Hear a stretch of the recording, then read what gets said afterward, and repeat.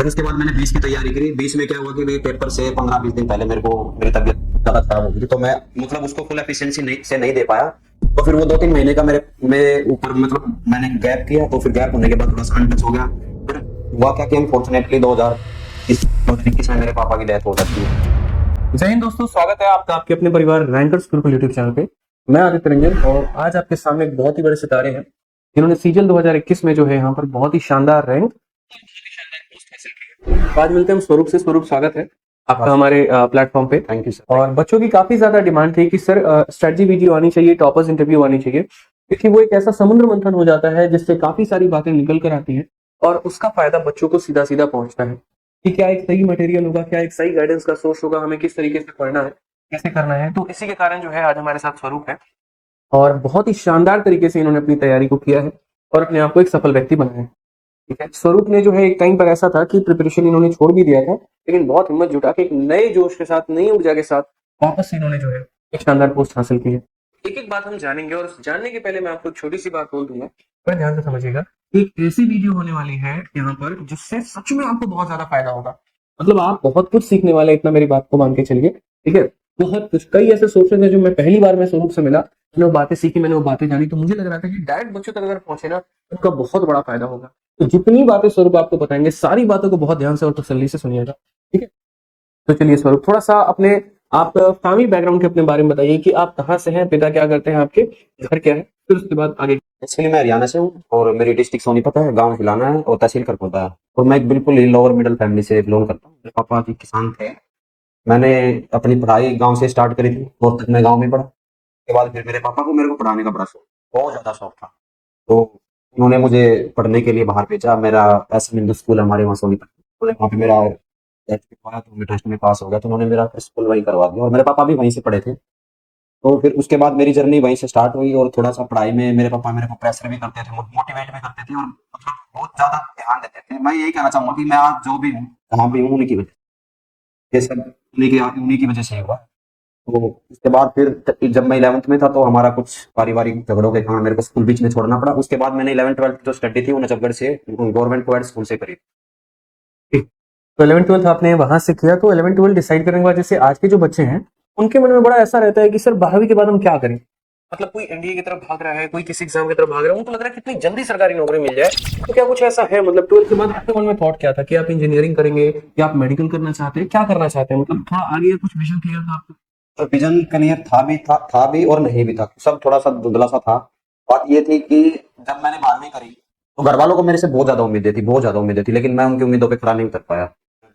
बता रहा हूँ आज घर वाले सुनेंगे तो वो भी देखेंगे। तो ऐसा ऐसा क्या था कि उम्मीदों पे खरा नहीं उतर पाया, मतलब। वो मैं कहूंगा कि सर वो उम्र का तकाजा था, मैं कुछ नहीं बता सकता। ऐसे ये भी नहीं था कि मैं गलत संगत में था, पर मैं उस टाइम पे पढ़ाई की वैल्यू समझ नहीं पाया था कि वो 11th-12th। मैं सच बताऊं तो आज भी मेरे सपनों में आता है कि भी कल आपका मैथ्स का पेपर है और मैं रात में उठ के बैठ जाता हूँ, बैठ जाता हूँ। फिर मेरे को पता लगता है कि अब तो जॉब भी लग गई, अब तो काफी टाइम होगा। तो काफी मतलब अच्छी, बिल्कुल भी अच्छी नहीं रही मेरी 11th-12th। तो फिर उसके बाद फिर मैं पापा मम्मी से दूर रह रहा था, अपने अंकल आंटी के पास। तो वहां से मैं जैसे ही आया तो फिर घर वालों को मेरा रिजल्ट आया, उनको देखा तो मेरे पापा तो बिल्कुल हताश हो गए। उन्होंने गुस्सा भी किया, डांटा भी। फिर मेरे को भी थोड़ा लगा कि भाई वो मेरे मार्क्स इतने अच्छे नहीं थे कि मैं बीटेक या बीएससी वगैरह कुछ कर सकूं। तो फिर मैंने एक बार कोशिश भी करी। मैंने सोचा बीएससी में बायो ले लेते हैं, कर लेते हैं। लेकिन फिर मेरे को लगा कि फाइनेंशियल कंडीशन इतनी अच्छी नहीं है कि डेली घर वाले मेरे को पॉकेट मनी देंगे, मेरा खर्चा उठाएंगे, मैं 3 साल लगाऊंगा। तो मैंने घर वालों को बोला मैं नहीं कर सकता, मेरे को सरकारी नौकरी की तैयारी करनी। तो सरकारी नौकरी का ख्याल मेरे मन में इसलिए आया क्योंकि मैंने जैसे ही 12th करी वैसे ही मैंने अपने पापा के साथ जॉब स्टार्ट कर दी। मैं सिक्योरिटी गार्ड की नौकरी करता था। मेरे पापा भी अपने साथ में भी की, अलग अलग भी करी। 6-7 हज़ार रुपए की हमारी सैलरी होती थी। तो जैसे जैसे वो टाइम बीता फिर वो टाइम थोड़ा सा मतलब थोड़ा क्या बहुत ही ज्यादा मुश्किल था मेरे लिए भी, फैमिली के लिए भी। लेकिन फिर उसके बाद घर वालों ने मेरे को अच्छा सपोर्ट दिया। उनको पता नहीं, मतलब उनको लगता था कि भैया कुछ ना कुछ कर जाएगा। हालांकि मेरा 11th-12th का टाइम बहुत ही गंदा गया था। तो फिर यहाँ से मेरे मन में आया कि भाई मैं क्यों ना सरकारी नौकरी कर लूं, क्योंकि प्राइवेट नौकरी में मेरे को लग रहा था कि मेरी 4 बहनें हैं, मैं क्या क्या कर पाऊंगा। तो मेरे पास ऐसा कोई डिग्री या डिप्लोमा भी नहीं था कि मैं कुछ कर पाऊं। तो फिर मेरे पास एक ही रास्ता था कि मैं अपनी सरकारी नौकरी की तैयारी करके थोड़ा सा अभी जैसे उससे बेटर हो जाए। तो ये जो जैसे मान लीजिए आपने कहा एक बात अभी बीच में कि मेरे पापा और मैं शायद दोनों सिक्योरिटी गार्ड की जॉब कर रहे हैं। जी सर, तो ये कब का फेज था, क्या मतलब वो थोड़ा सा बताएंगे सर ये मेरी 12th 2012 में हुई थी। ठीक है, तो उसके बाद मेरे पापा और मम्मी दोनों ने गांव छोड़ दिया था। वो वहीं बाहर काम करते थे। उसका। तो पापा करते थे, मम्मी भी करती थी। तो फिर घर वालों को मैंने देखा कि भी नहीं होगा, क्योंकि जिम्मेवारियां भी बहुत होती हैं। और मैं तो सबसे बड़ा शुक्रिया अदा अपनी बहनों का करना चाहूंगा कि उन्होंने मुझे बहुत ही अपने अपने छोटे बच्चे की तरह उन्होंने मुझे ट्रीट किया। कभी उन्होंने मेरे को भाई नहीं, मतलब अपना बेटा समझा, मतलब अपने बच्चों से ज्यादा उन्होंने मुझे अपना समझा, और उनके लिए मैं उनका शुक्रगुजार हूँ। तो एक मतलब वो सिक्योरिटी गार्ड की नौकरी से लेकर एक इंस्पेक्टर बनने तक का सफर, ये मुझे जहां तक लग रहा है कि ये काफी मुश्किल होगा, क्योंकि इसके अंदर परेशानियां बहुत आई होंगी, अथाह परेशानी आई होगी, एक सोशल स्टेटस वाली भी बात हो जाती है। साथ में आपके परिवार में जहां पर आपकी 4 बहनें हैं और उन्हें भी संभालना है, तो मतलब एक बहुत मुश्किल भरा सफर हो जाता है। लेकिन उसके बावजूद भी सिक्योरिटी गार्ड की जॉब छोड़कर एक प्राइवेट जॉब किया, फिर प्राइवेट जॉब की जॉब छोड़कर आज ये हमारे सामने के इंस्पेक्टर साहब बैठे हुए हैं। तो ये एक बहुत बड़ा सफर रहा है। इस सफर की एक एक बारीकियों को अगर हम समझे तो हमारे लिए बहुत ज्यादा फायदा है। तो जैसे आप कह रहे हैं कि आप प्राइवेट जॉब कर रहे थे, तो वो प्राइवेट जॉब करते करते आपने सीजन को क्रैक किया, या पहले उसको छोड़ के तब आप सीजन पर आए? मैंने जैसे ही मैं जॉब कर रहा था तो मेरी ड्यूटी मोस्टली मतलब मैं रात में ही जाता था, और पापा दिन में करते थे। कभी कभार इकट्ठे मिलते, क्योंकि पापा का क्या था कि भी मेरे को 24 घंटे मिल जाए ड्यूटी, 48 घंटे मिल जाए, बेहतर मिल जाए, मैं कर लूंगा। मैं उससे ज्यादा नहीं कर पाता, क्योंकि मेरे पास फिर पढ़ाई का भी होता था। और उस टाइम पे सर इतनी अवेलेबिलिटी भी नहीं थी सोर्स की कि भाई आप जाओ, क्योंकि गाइडेंस मेरे पास, अगर मैं बोलूँ, मेरे पास गाइडेंस बिल्कुल ही जीरो थी। मतलब ये कह सकता हूँ कि बिल्कुल नेगेटिव, क्योंकि मेरा फैमिली बैकग्राउंड ऐसा रहा कि हमारे परिवार में कोई भी पढ़ा लिखा नहीं, मतलब ये लगा लो कि जॉब अगर लगे गवर्नमेंट जॉब तो वो पहले मेरी ही लगी पढ़ लिख के। तो वो सिचुएशन थी, फिर धीरे धीरे इधर उधर भटके, कभी उधर, लेकिन कुछ लगा नहीं कि भाई हो जाएगा। बहुत सारे एग्जाम दिए, मतलब एग्जाम इतने दिए कि भाई पहले क्या होता था कि ऑफलाइन में डाक से, ऑफलाइन में हम फॉर्म भेजते थे, तो जो फॉर्म भेजते थे ना उसको अटेस्टेड करवाना पड़ता था। तो हमारे गुरुजी थे जो हमें प्राइवेट में पढ़ाते थे, वो बाद में सरकारी टीचर लगे, उन्होंने मेरे को बोला कि भाई कितनी अटेस्टेड करवाएगा तू, क्योंकि क्या होता है 2 वैकेंसी दिख गई वो भी भर दिया, 4 दिख गई वो भी भर दिया, मतलब जहां दिखी भर दिया। और भरने के लिए भी गांव से 20 किलोमीटर दूर सोनीपत जाना पड़ता था। तो काफी मुश्किल और चैलेंजिंग दिन थे, वो बहुत ज्यादा चैलेंजिंग दिन थे। तो सीजल की तैयारी जब आपने करने की सोची, तो क्या ये आपका पहला अटेम्प्ट था या इसके पहले भी आपने काफी सारे पेपर दिए थे? सर बेसिकली जब मेरी जॉब 2016 में लगी तो मैंने 2016 का पहला अटेम्प्ट दिया था, और उसी दौरान मेरी ग्रेजुएशन भी हुई थी। लेकिन वो पहली बार ऑनलाइन था तो मैं इतना अच्छा दे नहीं पाया, और मेरे शायद 500 के अराउंड मेरे मार्क्स थे, और मैं यूआर से था, मैं रह गया। 2016 का पेपर? 2016 का फर्स्ट। अच्छा। यस। फिर उसके बाद हुआ क्या कि भाई मैंने लगभग तैयारी छोड़ दी, तो ये लगा लो लॉकडाउन तक मैंने कोई तैयारी नहीं की। उसके बाद मैं बिल्कुल इंटरेस्ट था, फिर मैंने तैयारी शुरू की सितंबर 2019 से मैंने दोबारा से, मतलब आफ्टर 3 इयर्स गैप मैंने फिर से अपनी वो 3 साल का गैप मतलब आपने अपने प्राइवेट जॉब के लिए ले रखा था? मेरी गवर्नमेंट जॉब लग चुकी थी गवर्नमेंट जॉब लग चुकी थी। 2016 में लग चुकी। डिपार्टमेंट कोई और था? एमबीएस मेरा डिपार्टमेंट है दिल्ली में। अच्छा अच्छा। फिर उसके बाद आपने 2019 से वापस से तैयारी करनी शुरू की अपनी, ठीक है? उसके बाद क्या किया जैसे? उसके बाद सर मैंने काफी अच्छे से किया, लेकिन गाइडेंस की कमी वहां भी मेरे को खली, और वो थी भी मेरे गाइडेंस की कमी, कि मेरे को ये नहीं पता था कि भी क्या चीजें पढ़नी है, क्या छोड़ना है। जैसे भी सबसे बड़ा मेरे का जो लैक था वो था कि मैं कभी मैथ की प्रैक्टिस नहीं करता। टीचर की क्लास देखी बस इनफ, उसके अलावा मैंने बुक उठा के कभी प्रैक्टिस नहीं करी। पढ़ने पे जोर मेरा इंग्लिश पे और जीएस पे ज्यादा रहता था। उस टाइम तो मुझे फायदा नहीं मिला, लेकिन आगे चल के 21 और सीजल 22 में मेरे को उस चीज का फायदा मिला। ठीक है। तो सीजल प्री में जो 2000 जो जैसे आपने कहा कि आपने 2019 के बाद से प्रिपरेशन करना स्टार्ट किया, तो 2019 के बाद से जो आपने प्रिपरेशन किया शुरू किया, तो क्या 2019 वाले पेपर में ही हो गया आपका, या फिर और भी मतलब? मैंने 2019 दिया, मेरे प्री में 172.5 थे। उसके बाद मेरा मेंस हुआ, लॉकडाउन के बाद मेंस में मेरे मैथ्स में 121 था रो, और वो नॉर्मलाइज हो गया 196 से 197 हो गया था। 121 से 196 का? 15 नंबर वाली से। कितने नंबर का इंक्रीमेंट था? और वो जिसके लो मार्क्स थे ना उसका ज्यादा इंक्रीमेंट हुआ था। ओके। हाँ जी सर। और इंग्लिश में मेरे 165 रो था, तो नॉर्मलाइज हो गया 170 हो गया था, और डिस्क्रिप्टिव में ओनली 35, तो वो मेरा फेलियर अटेम्प्ट था। उसके बाद फिर मैंने कंटिन्यू 2020 इसमें मतलब जॉब नहीं लगा? नहीं। 2019 में कुछ भी नहीं। फिर उसके बाद मैंने 20 की तैयारी करी। 20 में क्या हुआ कि पेपर से 15-20 दिन पहले मेरी तबीयत ज्यादा खराब हो गई, तो मैं मतलब उसको फुल एफिशिएंसी नहीं दे पाया।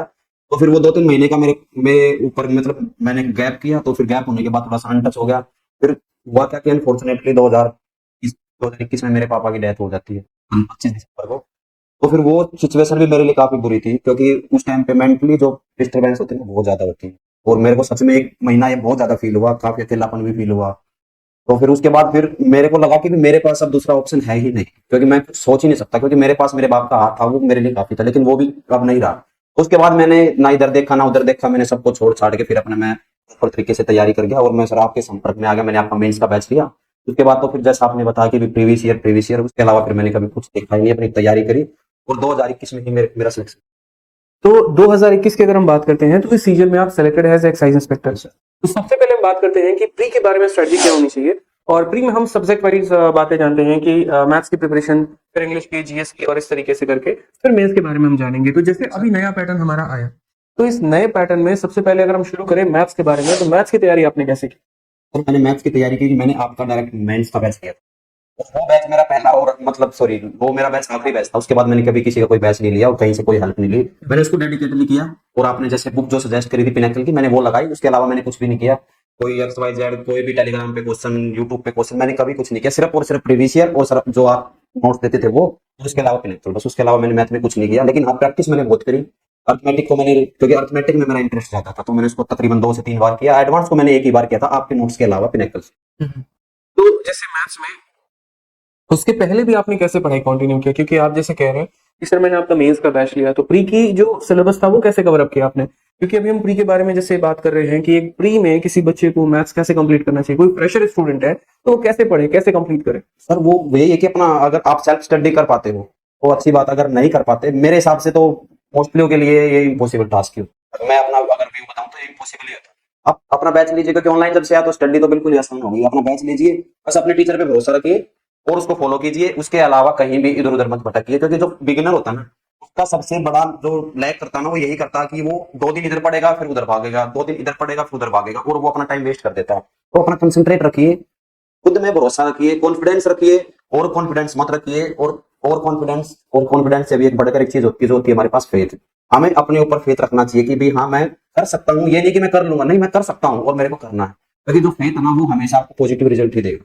ठीक है। तो मैथ्स का प्रिपरेशन आपके अकॉर्डिंग, जैसे मानिए कि अगर कोई फ्रेशर स्टूडेंट है तो कहीं भी पढ़े, किसी भी टीचर से पढ़े, बस वो अपना बैच पर कंप्लीट करने का भरोसा रखे, अपने टीचर पर भरोसा रखे, बेहतर तरीके से उसको कंप्लीट करते जाए।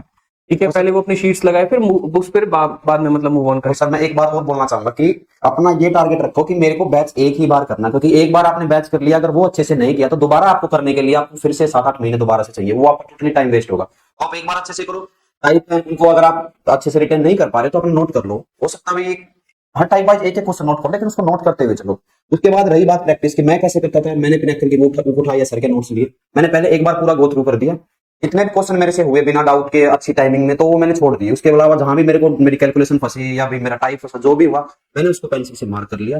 पेंसिल से मार्क करने के मेरे को क्या फायदा हुआ कि भी मेरी ये लगा लो 60-70% तो मेरा मैथ का सिलेबस हो चुका था, और मैं कोई भी किसी भी एग्जाम का प्री निकाल सकता था आराम से। उसके बाद मेरे पास जो 30 से 40% बचा, वो मैंने 2 से 3 बार में धीरे धीरे करके वो कर लिया, जिससे मेरे पास दूसरे सब्जेक्ट पढ़ने का मौका मिल गया। अरिथमेटिक और एडवांस तो चलिए आपने मेंस के बैच से कंप्लीट कर ली, शीट्स के क्वेश्चन लगा लिए, और क्लासेस के माध्यम से आपको काफी ज्यादा बेनिफिट भी पहुंच गए। लेकिन मेरा मानना ये है कि कैलकुलेशन एक टीचर जो है वो बता सकता है कि ऐसे होता है, बट सीखना जो होता है वो बच्चे के खुद की प्रैक्टिस की वजह से होता है। अभी आप जो टीसीएस का पैटर्न देख रहे हैं, जो सवालों को आप देखते हैं, जैसे मैं क्लासेस में ही बताता हूँ कि ये हमारा कंपाउंड इंटरेस्ट पे क्वेश्चन है, आप इनके रेट्स देखो, कितने शानदार रेट दिए गए हैं, ये कैसे शॉर्ट में सॉल्व करके आए, या आपने अपने कैलकुलेशन को कैसे एनहांस किया? सर इसके लिए ना, मेरे पास, जैसे मैं गांव से पढ़ा हूं ना, तो वहां पे होता है कि भी जैसे आज टेबल पढ़ते हैं, हम पहाड़े पढ़ते थे, तो वो पहाड़े मेरे को आज भी 25 तक ओरली याद है कि आप कहीं से भी पूछो। जैसे मतलब हमारे उसमें कटमा बोलते हैं कि भी आप कहीं से भी पूछ लो, वो मेरे को ओरली याद थे। उसके अलावा मैंने ज्यादा स्क्वायर तो याद नहीं किए, लेकिन जो ज्यादा यूज होते हैं, क्योंकि कुछ प्राइम नंबर होते हैं जिनके स्क्वायर ज्यादा यूज होते हैं सीआई में, खासकर सीआई में नंबर सिस्टम में, वो मैंने याद कर लिए थे।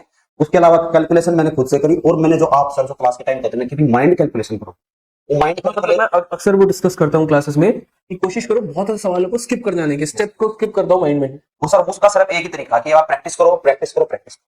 हाँ, तो वो माइंड कैलकुलेशन वो कैसे काम लेकर आया, थोड़ा वो माइंड कैलकुलेशन के बारे में बताइए। सर वो माइंड कैलकुलेशन का ये था कि मैंने 3-4 रजिस्टर भर दिए थे, बेसिकली मैथ्स के प्रैक्टिस करते थे, रफ रजिस्टर, तो उनसे हो गई थी। कुछ आपसे सीखा, कुछ हमने खुद कोशिश करी, कुछ फिर इंटरेस्ट बन गया। और जो टेबल थी ना, वो तो मेरे को इतनी मतलब ज्यादा बेनिफिशियल हुई कि भाई मैं बता नहीं सकता कि मेरे को कितना अच्छा उन्होंने मेरा मैथमेटिक कर दिया। सिर्फ उनका काफी बड़ा योगदान था, मतलब जो आप हमारे देसी भाषा में उसको पहाड़ी बोलते हैं। ठीक है, तो अरिथमेटिक और एडवांस के लिए अगर कोई बच्चा सिंपली आसान भाषा में बोले तो अपना बस वीडियो देखो, अपने प्रैक्टिस शीट को सॉल्व करो, दैट्स इट, इतना काफी है। सर ये जरूरत से भी ज्यादा है, जरूरत से भी ज्यादा अगर ये कर रहे हो तो आपका मतलब जीरो क्या, कुछ भी नहीं छूटेगा, कुछ भी नहीं छूटेगा मतलब, लेकिन हाँ विश्वास रखना है और जिसको शुरू किया उसको खत्म करना है, दिक्कत यही बीच में नहीं छोड़ना। दिक्कत यही होती है कि हम शुरुआत कर देते हैं एनर्जी से, लेकिन हम उसको फिनिश नहीं कर पाते। और मैं ये आप लोगों को अभी भी बता रहा हूँ कि अगर मैं कर सकता हूँ तो आप भी कर सकते हो, मतलब कोई भी कर सकता है।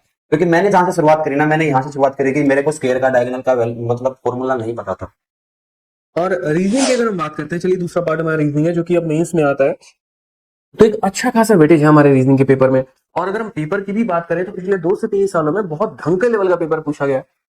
आप अगर सिलोगिज्म में चले जाएं तो 3 से 4 स्टेटमेंट मिल जाते हैं, आप स्टेटमेंट अजम्पशन में चले जाओ, बहुत सारे पार्ट हमारे हो जाते हैं। उसमें बच्चे को ये लगता है, आज भी देखो 2 तरह के बच्चे हैं, एक जिनको नहीं आ रहा है और दूसरा जिनका माइंडसेट ये बन रखा है हमें तो आता है।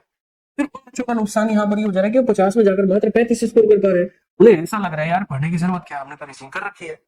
तो वो एक किस तरीके से आपने अपने रीजनिंग को परफेक्ट बनाया, क्या आपका मैसेज है बच्चों को कि रीजनिंग किस तरीके से करना चाहिए, आपने कहाँ से पढ़ाई की, किन सोर्सेस को फॉलो किया, वो थोड़ा सा बच्चों को बताएं।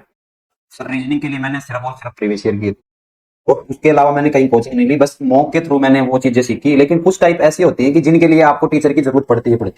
या तो आप किसी यूट्यूब पे अच्छे टीचर को ढूंढ के वहां से कर लो, नहीं तो मैंने तो अब की बार 2022 में, क्योंकि मेंस था, मेरे को भी लगता था कि भाई थोड़ा बहुत तो लेवल अप करेंगे, वो कुछ ना कुछ नया डालेंगे। मैंने विक्रमजीत सर का आपके बैच के साथ कॉम्बो बैच भी जो हमारा कॉम्बो बैच आया था मेंस में मैथ्स और रीजनिंग का, तो आपने वो मैंने लिया था, और उसमें मैंने 4 से 5 टाइप थी जो मैं लैक करता था, वो मैंने करी थी। उसके अलावा बाकी मेरा पहले से ही ऑलरेडी तैयार था। उसमें जैसे सीटिंग अरेंजमेंट हो गया, हमारा कोऑर्डिनेटिंग इनइक्वालिटी हो गया, और इसके अलावा हमारा कैलेंडर हो गया। ये 4-5 टॉपिक थे जो मैंने विक्रमजीत सर से किए। तो ये जो टॉपिक्स आपने किए, तो क्या इसका फायदा आपको मेंस में देखने को मिला? क्या उनसे पूरी की पूरी टॉपिक्स क्लियर हुए, क्वेश्चंस बने, क्या रहा मतलब? और ये था कि मैं जैसे मेरे 3-4 क्वेश्चन गलत हुए रीजनिंग में, अगर मैं बैच को और अच्छे तरीके से करता तो शायद वो भी मेरे गलत नहीं।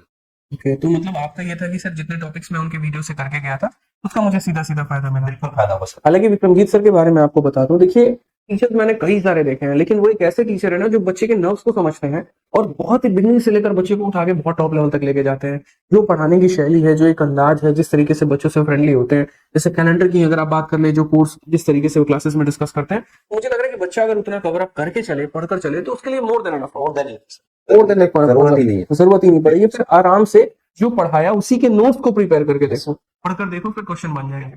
तो जो अभी रीजनिंग का हमारा नया पैटर्न आ रहा है, उनके लिए उनका कोर्स काफी बिल्कुल मोर देन सफिशिएंट है सर। मतलब टीचर का कोर्स हम आपके लिए मोर देन सफिशिएंट होता है अगर आप उसको ढंग से करते। बच्चे कर नहीं पाते फिर blame और बाकी जो दूसरा पॉइंट, जैसे मान लो कि कोई मैं स्टूडेंट हूँ और मैं मॉक दे रहा हूँ और मेरे काफी सारे पॉइंट गलत हो रहे हैं, क्वेश्चंस गलत हो रहे हैं, कभी आज सिलोगिज्म का क्वेश्चन गलत हो गया, कभी कुछ गलत हो गया, कभी कुछ गलत हो गया, तो मुझे ऐसा मतलब कुछ बच्चों को लगता है ठीक है कोई नहीं, एक सवाल ही तो है, गलत हो गया देख लेंगे। लेकिन वो 2-4 गलती अगर इकट्ठी पेपर में हो जाए तो 50 को 35 लाने में देर नहीं लगता। तो क्या उसके लिए बच्चे को प्रीवियस ईयर पर फोकस करके क्वेश्चंस लगाने चाहिए या मॉक मॉक से काम चल जाए?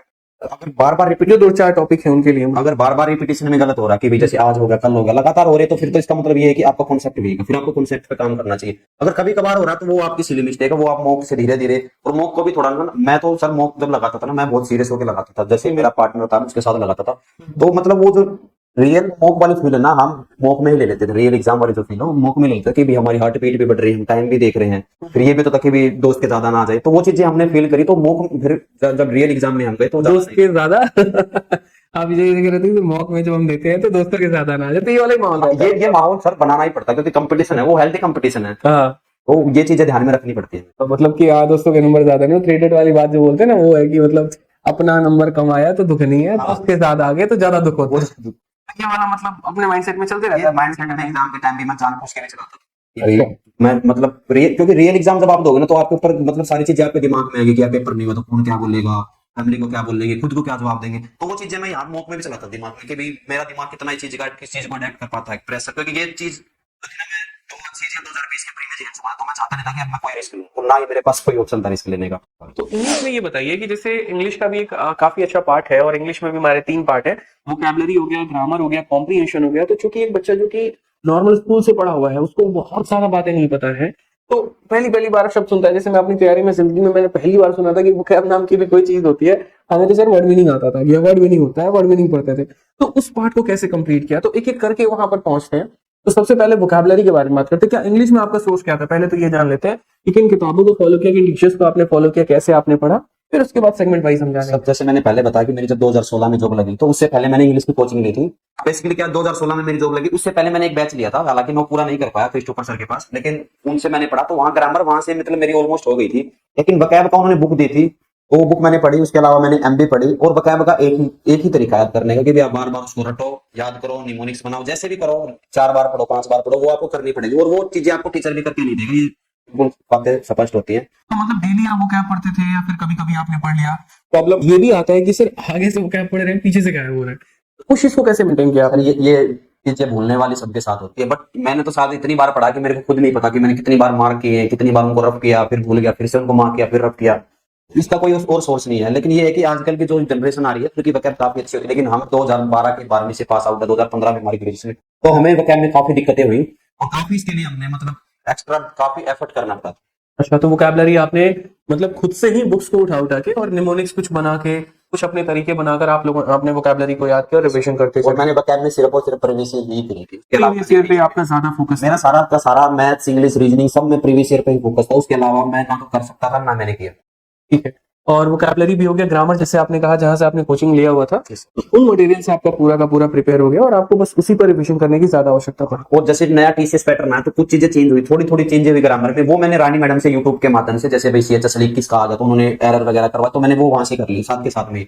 और इंग्लिश में आज के टाइम में ग्रामर से ज्यादा इंपॉर्टेंट, वोकैब से ज्यादा इंपॉर्टेंट रीडिंग सेक्शन है, क्योंकि अभी मैंने मेंस दिया तो मैंने मेंस में देखा कि 3 से 4 पैसेज है, उसके अलावा क्लोज टेस्ट भी है, उसके अलावा 5 से 6 पीक आवर्स भी हैं। तो आप अपने रीडिंग सेक्शन को मजबूत रखिए, उसके लिए आप न्यूज़पेपर पढ़िए या कोई नॉवल पढ़िए या कोई अपनी प्रैक्टिस इतनी करिए। जैसे मैंने कोई न्यूज़पेपर नहीं पढ़ा ना नॉवल पढ़ी, लेकिन मैंने मॉक इतने दिए थे कि भी मैंने टेक्स्ट बुक के मैं लगभग सारे मॉक इंग्लिश के और मैथ्स के देखे गया था। ठीक है। तो ये आपका इंग्लिश का पार्ट हो गया। इसमें एक और चीज जो आता है वो आता है कॉम्प्रिहेंशन। ठीक है, कॉम्प्रिहेंशन में भी आप देख रहे हैं पैसेज है, क्लोज टेस्ट PQRS। तो आए दिन बच्चे मुझसे ऑफलाइन में ये पूछते रहते हैं कि सर कॉम्प्रिहेंशन मेरा बहुत वीक है, मैं क्या करूं, मतलब नॉर्मल न्यूज़पेपर रीडिंग पढूं, कैसे करूं, क्या करूं, वो थोड़ा मुझे एक बार मतलब बताइए थोड़ा। सर मैं अपना एक्सपीरियंस बताता हूँ, मैंने कोई न्यूज़पेपर नहीं पढ़ा, मैंने द हिंदू का सिर्फ हमेशा द हिंदू ही पढ़ा, उसके अलावा मैंने कुछ नहीं पढ़ा। लेकिन मेरे दिक्कत होती थी क्लोज टेस्ट में, और उसका मेरे को तो समाधान मिला, वो मिला रानी मैडम से, क्योंकि आपका क्लोज टेस्ट में आपकी ग्रामर भी सही होनी चाहिए, आपकी वोकैब भी सही होनी चाहिए, आपकी मतलब रीडिंग स्किल भी अच्छी होनी चाहिए। तो वो मैंने वहां से प्रैक्टिस करी। जैसे आप जाओगे यूट्यूब पे सर्च मारोगे तो वहां पे 6-7 घंटे की किसी की भी मिल जाएंगे, तो आप उनको प्रैक्टिस करो। अगर आपकी रीडिंग सेक्शन रीडिंग हैबिट है तो अच्छी बात है, फिर आपको प्रॉब्लम नहीं आएगी। ठीक है, तो जैसे रानी मैडम से आपने पढ़ा तो वहां पर मैं आपसे एक बात पूछना चाहूंगा कि कॉम्प्रिहेंशन के लिए उनके क्या कोई पर्टिकुलर वीडियोस थे जो आपने देखे थे, और उसके अलावा जो आपने कहा द हिंदू, तो द हिंदू यार आज के समय है ना, मुझे लग रहा है कि कोई बच्चा उठाता है और सीधा के सीधा जैसे एडिटोरियल पर जंप करने की कोशिश करता है, प्रॉब्लम बहुत आती है वहां पे। तो सर, कैसे मतलब जो द हिंदू पढ़ लेता मैनेज ना किया आपने? हाँ, वो उसको फिर एसएससी की इंग्लिश में दिक्कत आएगी ही नहीं। लेकिन वो पढ़ने का तरीका क्या है? मतलब मैं एक फ्रेशर स्टूडेंट हूँ, मुझे ऐसा लगता है कि यार मेरे को कोई सारे ऊपर ऊपर जा रहे हैं, तो कैसे मैं उसको टैकल सर मैं तो सच बताऊं, अगर एवरेज बच्चा तो मैं कभी भी रिकमेंड नहीं करूंगा कि आप द हिंदू पढ़ो, क्योंकि वो थोड़ा सा हाई लेवल है, वो यूपीएससी या भाई कोई जो अच्छे यूपीएससी वगैरह की तैयारी कर उनके लिए होता है। हम क्योंकि एसएससी इतना हार्ड एंड फास्ट नहीं पूछता, अगर आप अच्छे से प्रीवियस ईयर भी कर जाओगे ना और उनको समझ के करोगे। रानी मैडम का ये सबसे अच्छा था कि अगर 4 ऑप्शन है तो वो ये बताते कि चारों में से ये क्यों आए, बाकी के 3 क्यों नहीं आए। तो इससे आपकी ग्रामर भी अच्छी होगी, वोकैब भी अच्छी होगी, और आपकी रीडिंग हैबिट और मतलब अंडरस्टैंडिंग भी अच्छी होगी। ये मेरे को वहां से का बहुत ज्यादा फायदा हुआ। बहुत ज्यादा मतलब फायदा हुआ। ठीक है, चलिए दूसरा जो सबसे अभी इम्पोर्टेंट पार्ट है वो है हमारा जीएस। और जीएस में इतने सब्जेक्ट हैं और साथ में एक मतलब ऐसा है कि पढ़ कितना भी लो कई बार नंबर कुछ भी नहीं आता, और कई बार ऐसा होता है थोड़े से पढ़ने पे नंबर बहुत ज्यादा आ जाते हैं। तो ये एक अनप्रेडिक्टेबल गेम है। जैसे करंट अफेयर में बहुत सारे टीचर्स पढ़ाते हैं, बहुत सारे मैगजीन्स हैं, बहुत सारे बुक हैं, तो एक ऑथेंटिक मतलब क्या है, और उसी तरीके से जीएस में क्या एक तरीका होना चाहिए? क्या हमें पहले हिस्ट्री खत्म करें, पॉलिटी खत्म करें? कई लोग कहते हैं कि लूसेंट पढ़ लो तो वहां से तुम्हारा हो जाएगा, और ये मतलब तो सारी ऐसे कई सारे मिथ जो है वो रिवॉल्व हो रहे होते हैं बच्चों के माइंड में। किसी के दिमाग में कुछ है, किसी के दिमाग में कुछ है। आपने कैसे किया वो आप बच्चों को बताएं।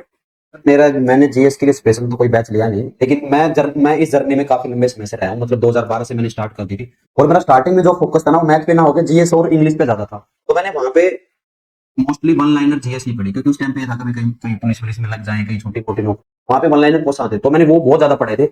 उसका फायदा मेरे को जाके बाद में हुआ। और उसके अलावा मैंने लूसेंट से सिर्फ दो से 3 टॉपिक करे थे, जैसे हिस्ट्री पॉलिटी, ये काफी अच्छे दिए हुए उसमें, खासकर पॉलिटी और बायो, तो मैंने ये यहाँ से करे थे। उसके अलावा मैंने जो भी प्रीवियस ईयर थी मैं सिर्फ और सिर्फ प्रीवियस ईयर ही मैंने किया है।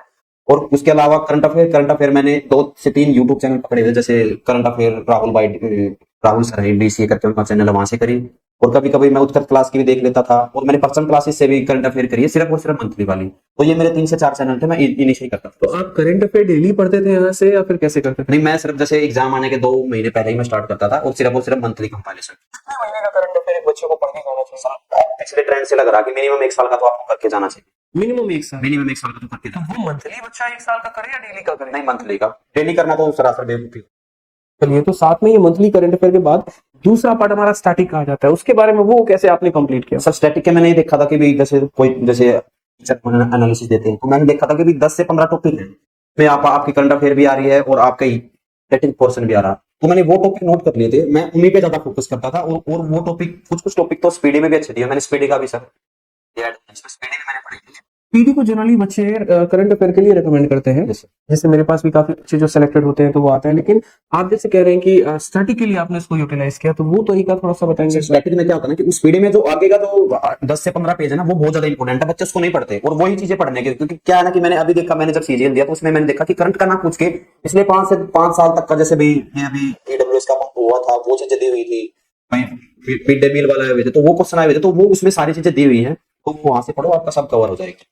ठीक है, तो चलिए शुरुआत करते हैं मेंस की स्ट्रेटजी के बारे में। अभी के पैटर्न में हमारे चारों सब्जेक्ट इंक्लूड हो गए, मैथ्स भी हो गया, इंग्लिश भी हो गया, रीजनिंग भी हो गया, जीएस भी हो गया। तो इसमें जो है करके एक एक सब्जेक्ट के बारे में हम जानते हैं कि किस तरीके से स्वरूप आपने प्रिपरेशन की। और सबसे पहले हम पिकअप करते हैं मैथ्स के बारे में, क्योंकि एक चीज तो देखो, इतना मान के चलो कि जब आपका प्री प्रिपेयर हो जाता है तो उसके बाद आपके सामने सबसे बड़ा क्वेश्चन मार्क खड़ा हो जाता है कि हम मेंस कैसे करें और मेंस में हर सब्जेक्ट को कैसे बेहतर करें। कई सारे स्ट्रेटजी के वीडियो बच्चे ढूंढना शुरू कर देते हैं, अलग अलग चीजें फॉलो करना शुरू कर देते हैं। तो बस मेरा आपसे ये सवाल है कि जब ऐसा पड़ाव आपके सामने भी आया था प्री के बाद, तो आपने मैथ्स में, इंग्लिश में, रीजनिंग में, जीएस में किस तरीके से प्रिपरेशन की? क्योंकि पहली तो आप सेलेक्टेड हैं 2021 में, तो उस समय तो ये पैटर्न था नहीं। फिर बाद में जैसे भी पहले आप बता रहे थे कि आपने 22 का भी पेपर दिया, तो 2021 के समय आपने मैथ्स को कैसे फॉलो किया, किस तरीके से आप? सर मैंने 2021 का प्री दिया तो मेरा मैथ लगभग ठीक हो गया था, लेकिन हुआ क्या कि भी मेंस है, अब मेंस में ज्यादा जो क्वेश्चन का जो लेवल होता है थोड़ा सा अप होता है और थोड़े से अच्छे क्वेश्चन भी ज्यादा आते हैं, तो मैंने उसके लिए आपका बैच लिया।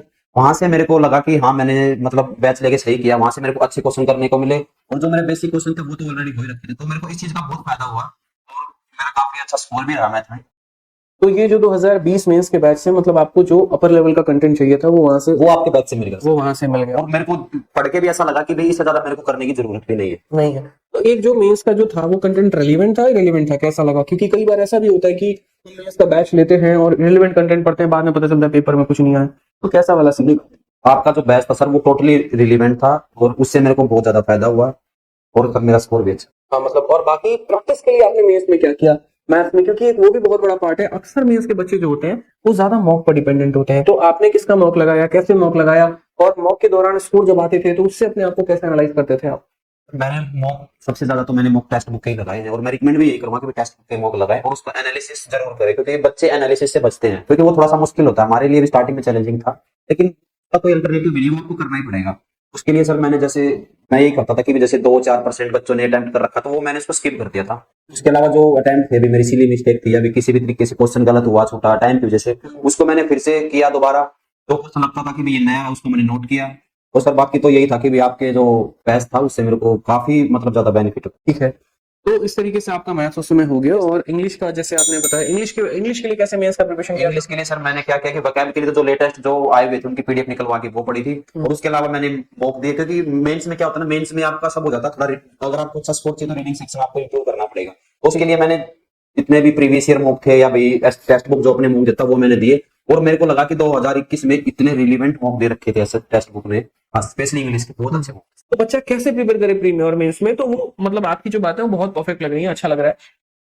ठीक है, तो एक चीज मैं आपसे और पूछना चाहूंगा, बहुत बच्चे ऐसे हैं जो पेपर दे रहे होते हैं, 19 का पेपर दे दिया लेकिन चुपके से 20 का भी दे दिया, तो कुछ ऐसा आप बताओ। ठीक है, रीजन भी है देने का, 20 का हो सकता है 19 में उनको मनचाहा पोस्ट ना मिला हो या सही जगह पर सिलेक्शन ना मिला हो। तो क्या आपने 2022 का भी पेपर दिया है? सर मैंने 2022 का पेपर दिया है, और मैंने जैसे ही मेंस का मैंने 21 का पेपर दिया था तो मेरे को तभी रियलाइज हो गया था कि भी मेरे को दिल्ली पोस्टिंग नहीं मिलेगी 40 मिनट पे की, और मेरा एक ही टारगेट था कि भी मेरे को दिल्ली 4600 चाहिए।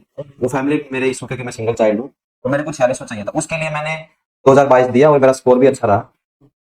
चलिए, तो 2022 में चूंकि वैकेंसी इतनी ज्यादा थी, ठीक है, तो कंपटीशन भी बहुत ज्यादा होगा, उसमें आपने कैसे प्रिपेयर किया? मतलब मेंस में क्या स्कोर है उसमें आपका, और वो प्रिपरेशन का जर्नी थोड़ा सा ये था कि 21 का देने के बाद मेरे को एक कॉन्फिडेंस तो आ ही गया था कि हाँ भाई अब हम आराम से दे सकते हैं 22, कोई दिक्कत नहीं होगी। तो उसकी मेंस के लिए मैंने सिर्फ मॉक दिए, और जो डाउट वाले जो भी 2 या 3 टॉपिक जिस भी चैप्टर से थे वो मैंने कवर अप कर लिए थे, उसके अलावा मैंने कुछ नहीं किया सर, और सिर्फ मॉक पे मैं डिपेंड रहा हूँ। इसके लिए जैसे भी मेंस में कुछ टॉपिक नए भी ऐड हुए थे, ज्यादा नहीं लेकिन कुछ ही, जैसे रीजनिंग में कुछ टॉपिक ऐड हुए थे, 1-2 मैथ में, 2 ऐसे 3 मैथ में ऐड हुए थे, तो उसके लिए मैंने सर आपका और विक्रमजीत सर का कॉम्बो बैच किया था, मेंस वाला कॉम्बो बैच लिया था और वहां से आपने कंप्लीट किया। वहां से मैंने चलिए, मेरा सवाल, मैं एक एस्पिरेंट हूं, मैं आपसे कुछ क्वेश्चंस पूछ रहा हूँ।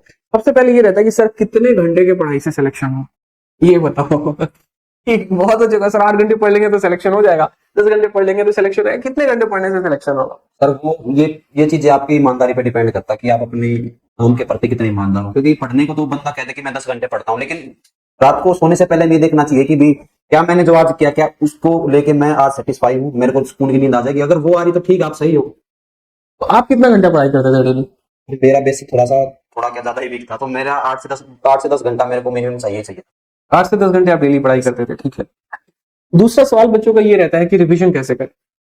रिवीजन का जैसे मैंने बताया कि पहली बात तो आपको पी वाई क्यू पे स्टिक रहना है। उसके अलावा मैथ्स में जैसे भाई आप क्वेश्चन कर रहे हो, जो नहीं हो रहा आप उनको टिक करते चलो, तो क्योंकि जो एक बार हो रहा है वो आपसे बार बार हो जाएगा, तो क्या ताकि आप दोबारा जब इसको करने चलो तो दोबारा आपको वो 100% ना करना पड़े, वो जो आपको नहीं आ रहा वो करना पड़े, तो इससे आपका टाइम बच जाएगा और बाकी सब्जेक्ट के लिए भी आपका time.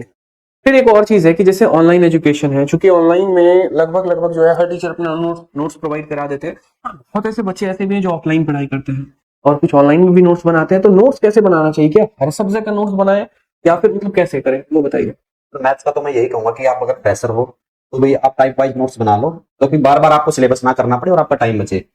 Reasoning maths sorry English में ये था कि भाई अगर आपको वकैब की, आजकल तो सर वैसे भी पीडीएफ कंपाइलेशन मिलता है, तो वकैब तो उधर से हो ही जाती है।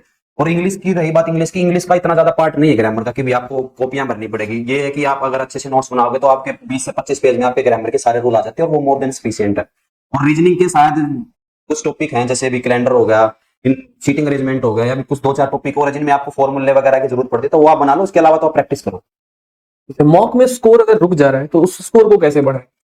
और मॉक में अगर आपका स्कोर रुक रहा है तो उसके पीछे यही है कि या तो आपकी कॉन्सेप्ट क्लियर नहीं है, मतलब पेपर में जाकर कंफ्यूज हो जाते हो कि भाई ये क्वेश्चन मैंने कैसे करना था, क्योंकि मॉक में हमारे पास इतना टाइम नहीं होता। तो उसका सिर्फ एक ही तरीका कि आप जैसे मॉक दो उसके बाद एनालिसिस करो, उसमें आपको 3 से 4 तरीके के क्वेश्चन मिलेंगे कि भाई ये तो मैंने स्किप कर दिया, ये मैंने किया लेकिन मैंने टाइम ज्यादा लगा दिया, ये मेरे से हो गया। तो वो आप देखो कि भी आप टॉपर से कंपेयर करो कि भाई मैंने टॉपर से कम टाइम लिया है या भी उसके आसपास टाइम लिया, तो ठीक है। अगर आपने टाइम ज्यादा लिया है तो वो देखो कि आपने वो टाइम ज्यादा क्यों लिया, आपका कॉन्सेप्ट वीक था, कैलकुलेशन वीक थी। अगर कैलकुलेशन वीक थी तो कैलकुलेशन में काम कीजिए, अगर कॉन्सेप्ट वीक था तो आप दोबारा जाइए अपने नोट्स पे। बहुत बड़ा मतलब बच्चा जो है एक ऐसा है कि मॉक देना जानता है, एनालाइज करना नहीं जानता।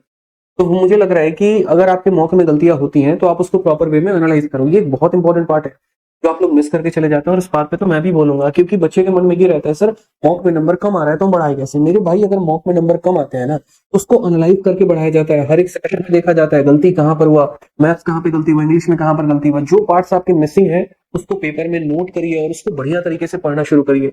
बहुत इंपॉर्टेंट ये पार्ट है। आप सिर्फ मॉक देते जाएंगे छोड़ देंगे तो कभी काम ही नहीं करेंगे। जिस इंसान ने अपने गलतियों पर काम ही नहीं किया तो वो अपने आप को परफेक्ट कैसे बना सकता है। और सर मैं एक बात और ऐड करना चाहूंगा, ये फेस वैल्यू की, जैसे मॉक में हमारे नंबर खराब आ गए तो हमारा मन करता है कि नहीं मैं कंटिन्यू दूसरा मॉक देता हूँ, उसमें अच्छा स्कोर कर देता हूँ, लेकिन वो होता नहीं है।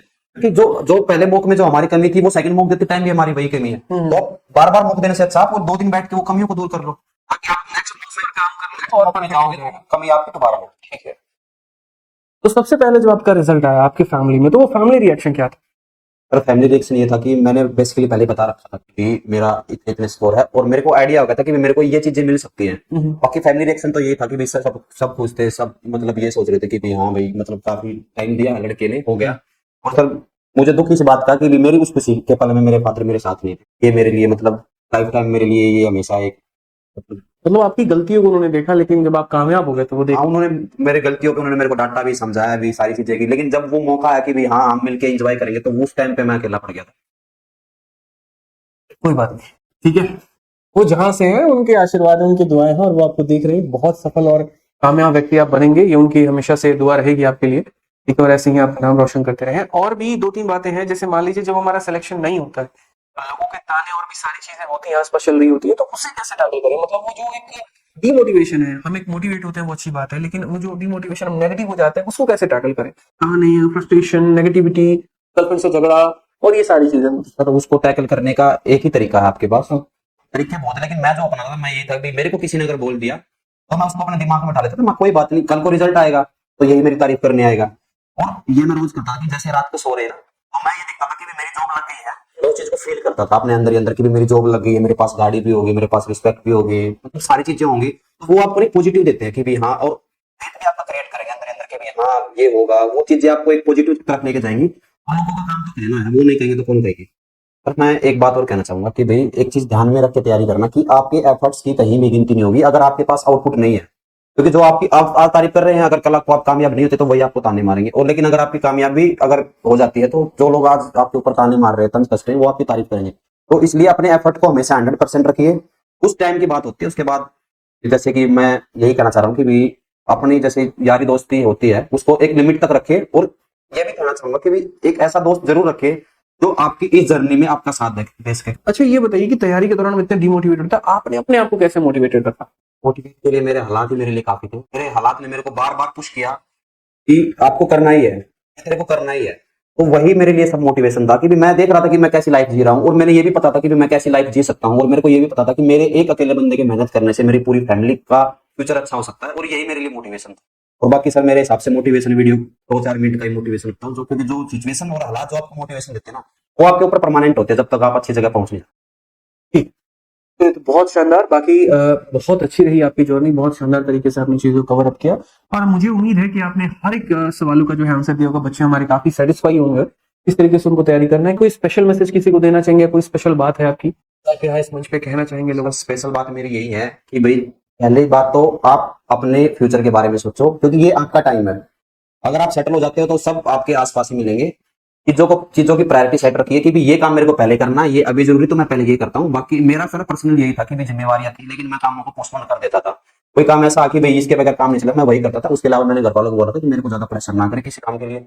और सर चीजें की प्रायोरिटी जब सेट होगी तो आप अपने मतलब चीजों को अच्छे से मैनेज कर पाएंगे। चलिए बहुत शानदार। तो बहुत अच्छा लगा स्वरूप यहाँ पे। बाकी ऐसे बहुत सारे इंटरव्यूज हमारे आते रहेंगे। अभी थोड़ा सा वक्त का कमी है, बहुत सारी चीजों पर काम करना होता है। एक इंटरव्यू को शूट करने के लिए पूरा का पूरा दिन निकल जाता है, एक एस्पिरेंट का भी, एक टीचर का भी, एक पूरी की पूरी टीम का भी। तो उसमें बहुत सारी चीजें हो सकती हैं। तो कोशिश की हमने कि सारी बातें स्वरूप से जान पाए, समझ पाए, और आप लोगों को बेहतर तरीके से बता पाए।